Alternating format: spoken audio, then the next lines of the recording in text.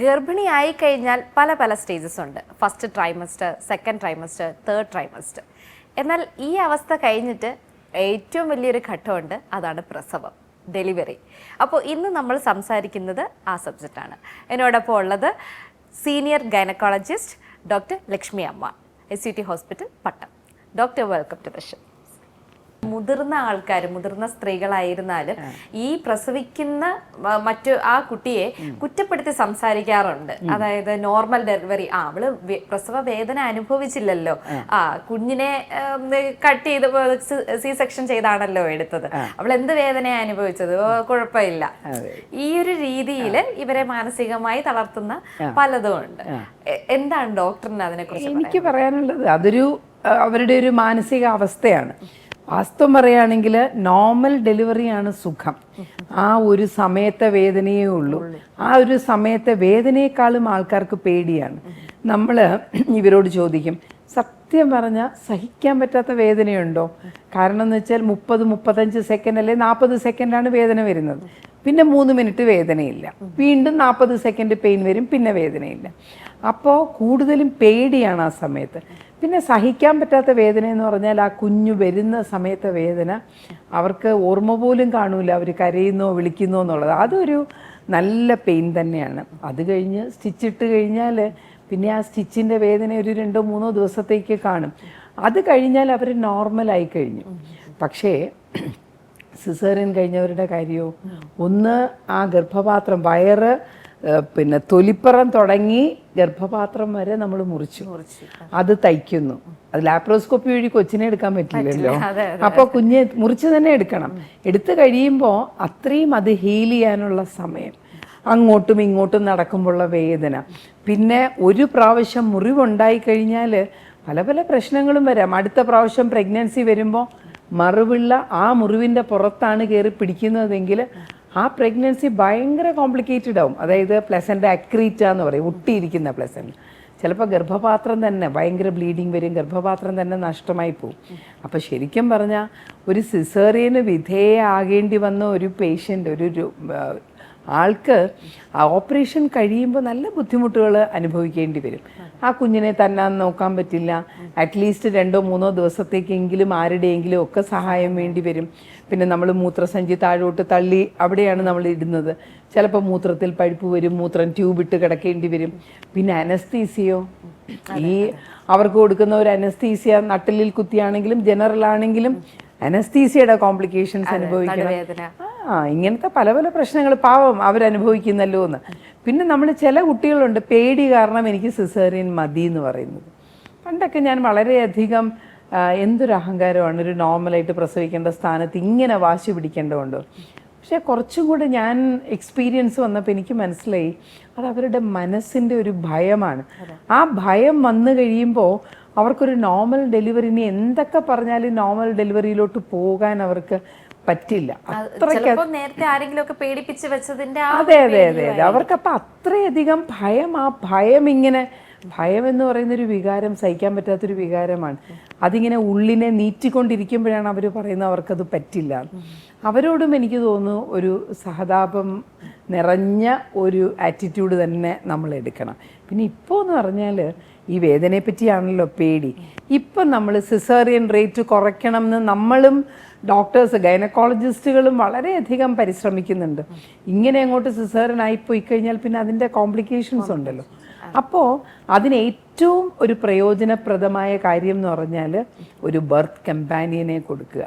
എന്താണ് ഈ സ്ത്രീയുടെ ഏറ്റവും വലിയ പേടി? നമുക്കൊരു കഷ്ടം വരുമ്പോൾ നമ്മൾ എപ്പോഴും ആലോചിക്കും നമുക്ക് വളരെ അടുപ്പമുള്ളവർ നമ്മളുടെ കൂടെ വേണം എന്ന് നമ്മൾ ആലോചിക്കും. അതും ലേബർ റൂമിൽ കയറി ചെല്ലുമ്പോൾ എന്താ, അടുത്തൊരാൾ കിടന്ന് കരയുന്നു, കൂവുന്നു, അപ്പുറത്തൊരാൾ പ്രസവിക്കുന്നു, അതിൻ്റെ ബഹളം എല്ലാം കൂടെ കാണുമ്പോൾ ഒരു സാധാരണ ഒരു സ്ത്രീക്ക് അതൊരു ബുദ്ധിമുട്ടായിട്ട് തോന്നാം. പക്ഷേ നമ്മൾ ഈ കഷ്ടപ്പെടുന്ന സമയത്ത് നമുക്ക് വളരെ വിശ്വാസമുള്ള ഒരാൾ കൂടെ ഉണ്ടെങ്കിലോ, അതാണ് ഒരു ബർത്ത് കമ്പാനിയൻ. ഇപ്പം നല്ല ധൈര്യമുള്ളൊരു ഹസ്ബൻഡോ അല്ലെങ്കിൽ അമ്മയോ അമ്മായിയമ്മയോ ഒക്കെ ഉണ്ടെങ്കിൽ, സഹോദരിയോ ഉണ്ടെങ്കിൽ അവരെ നമ്മൾ കൂടെ നിർത്താനുള്ള പ്രൊവിഷൻ എല്ലാ സ്ഥലത്തും ഉണ്ട്. അതിനൊരു ലിമിറ്റേഷൻ എന്ന് പറഞ്ഞാൽ ചിലപ്പോൾ സ്ഥലപരിമിതി കൊണ്ട് 2-3 പേര് ഒരുമിച്ച് പ്രസവവേദനയായിട്ട് കിടക്കുന്ന സ്ഥലത്ത് ഒരു പുരുഷനെ കയറ്റാൻ ചിലപ്പോൾ ബുദ്ധിമുട്ട് വരും. എന്നാലും സ്ത്രീകളെ നമ്മൾ കയറ്റാറുണ്ട്.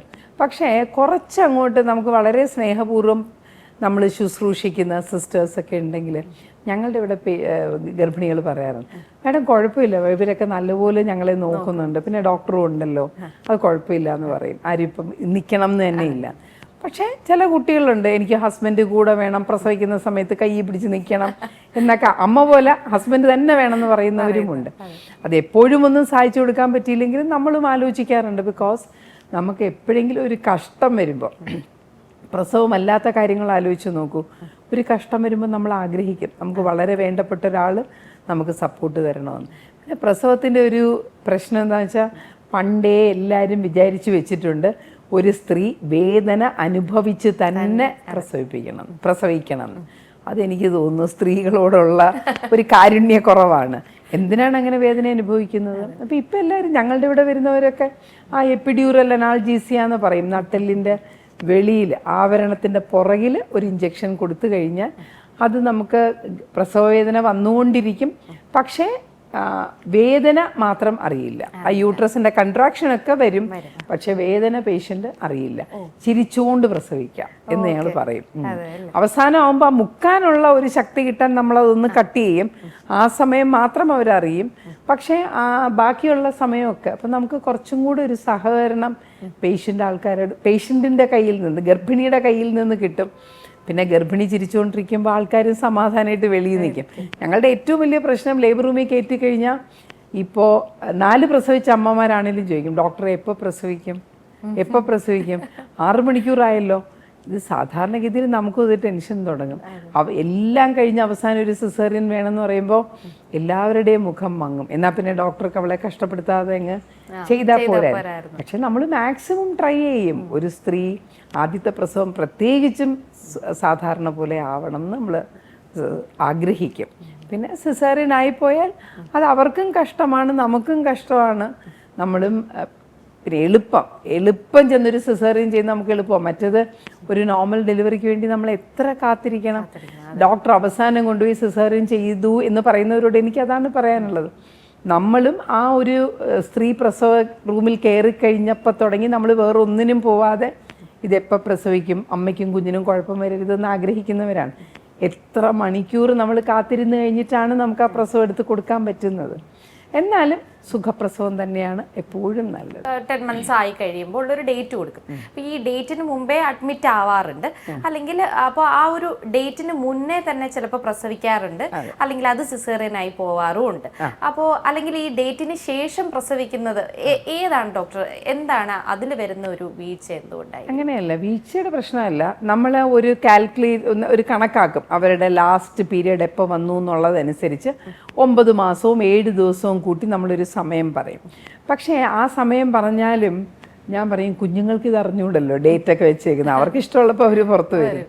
അപ്പോൾ ഒരു 2 ആഴ്ച മുമ്പ് 38 ആഴ്ച കഴിഞ്ഞാൽ എപ്പോൾ വേണമെങ്കിലും പ്രസവവേദന തുടങ്ങാം. അത് നമുക്ക് പറയാൻ പറ്റില്ല. ചിലപ്പോൾ 38 ആഴ്ച കഴിഞ്ഞാൽ ഉടനെ പ്രസവവേദന തുടങ്ങും, അല്ലെങ്കിൽ വെള്ളം പൊട്ടിപ്പോവും. പിന്നെ ഇന്നത്തെ കാലത്ത് ഡേറ്റ് കഴിഞ്ഞു പോകാൻ ആരും സമ്മതിക്കാറില്ല. ഞാനൊക്കെ പഠിച്ചുകൊണ്ടിരുന്ന കാലത്ത് നമ്മൾ പറയും 40 ആഴ്ചയും പിന്നെ ഒരു 3-4 ദിവസത്തിനകം പ്രസവിപ്പിച്ചാൽ മതി. അതുപോലെ ഇപ്പോൾ പുറത്തുള്ള രാജ്യങ്ങളിൽ, വികസിത രാജ്യങ്ങളിലൊക്കെ അവർ 41 ആഴ്ച വരെ കൊണ്ടുപോകാറുണ്ട്. പക്ഷെ നമ്മുടെ ഇന്ത്യയിലെ കുഞ്ഞുങ്ങളുണ്ടല്ലോ 39 ആഴ്ച ആവുമ്പോൾ തന്നെ അവർ മെച്യൂർ ആവും. മറ്റവരെക്കാൾ മൂപ്പ് കുറച്ച് കൂടുതലാണ് ഇവർക്ക്. ഒരു 39 ആഴ്ച ആവുമ്പോൾ തന്നെ അവർ വേണ്ട മെച്യൂരിറ്റിയൊക്കെ അവർക്ക് കിട്ടും. 40 ആഴ്ച കഴിഞ്ഞു പോകുമ്പോഴത്തേക്കുള്ള പ്രശ്നം എന്ന് പറഞ്ഞാൽ വെയിറ്റ് കൂടും കുഞ്ഞിൻ്റെ. പിന്നെ 2 ദിവസം 3 ദിവസത്തിൻ്റെ കാര്യമല്ല ഞാൻ പറയുന്നത്, വെയിറ്റ് കൂടും. പിന്നെ ഈ മറുപിള്ളയുടെ ആ ഒരു ഫങ്ഷൻ ഉണ്ടല്ലോ, അതായത് രക്തം ഇങ്ങോട്ട് കൊടുക്കുന്ന ആ ഫങ്ഷൻ കുറേശ്ശെ കുറഞ്ഞു തുടങ്ങും.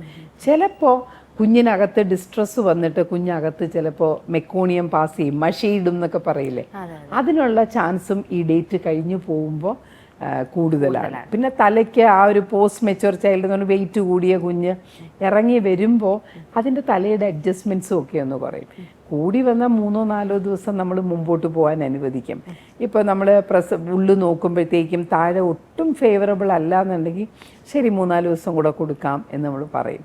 പെയിൻ തുടങ്ങാനുള്ള മാർഗ്ഗങ്ങളൊക്കെ പറഞ്ഞു കൊടുക്കും. ഇങ്ങനെയൊക്കെ ചെയ്ത് കഴിഞ്ഞാൽ നിങ്ങൾക്ക് ചിലപ്പോൾ തന്നെ പെയിൻ തുടങ്ങും എന്നുള്ളത്. പക്ഷേ ഈ പെയിൻ തുടങ്ങാതിരിക്കുന്നതിൻ്റെ ഒരു പ്രധാന കാരണം നമ്മുടെ ആൾക്കാരുടെ വ്യായാമക്കുറവാണ്.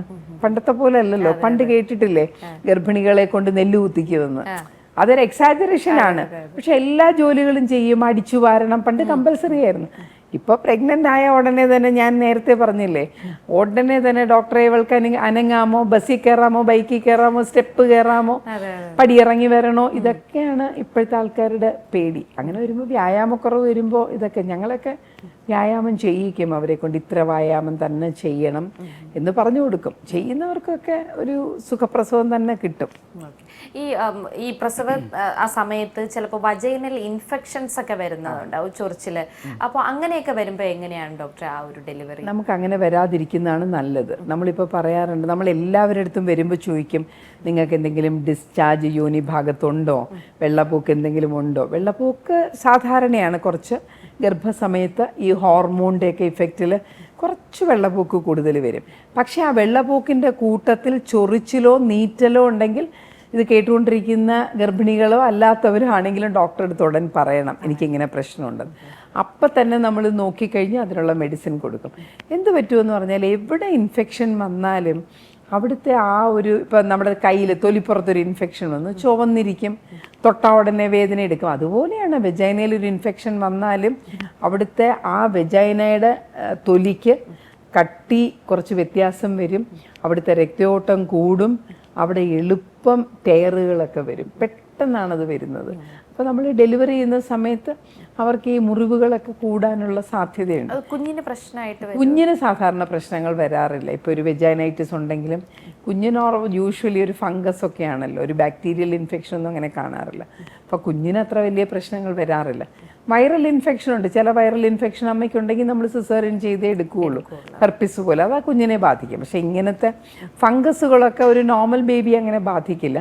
പക്ഷേ അമ്മയ്ക്ക് ടയറൊക്കെ വരും, തയ്യലിട്ട് കഴിഞ്ഞാൽ ചിലപ്പോൾ നല്ലപോലെ പിടിക്കാതെ വരും. അപ്പോൾ നമ്മൾ 36 ആഴ്ചയാകുമ്പോൾ തന്നെ ഇതൊക്കെ ചോദിച്ച് മനസ്സിലാക്കി എന്തെങ്കിലും ഉണ്ടെങ്കിൽ ട്രീറ്റ് ചെയ്ത് റെഡിയാക്കി വെക്കും. അല്ലെങ്കിൽ നമ്മൾ ചെയ്തുകൊണ്ടിരിക്കുമ്പോൾ ബ്ലീഡിങ്, കുത്തു നടത്തുന്ന എല്ലാം ഇങ്ങനെ പൊടിഞ്ഞ് ബ്ലഡ് വരും. അതൊക്കെ ഇൻഫെക്ഷൻ്റെ ഒരു എവിഡൻസ് ആണ്.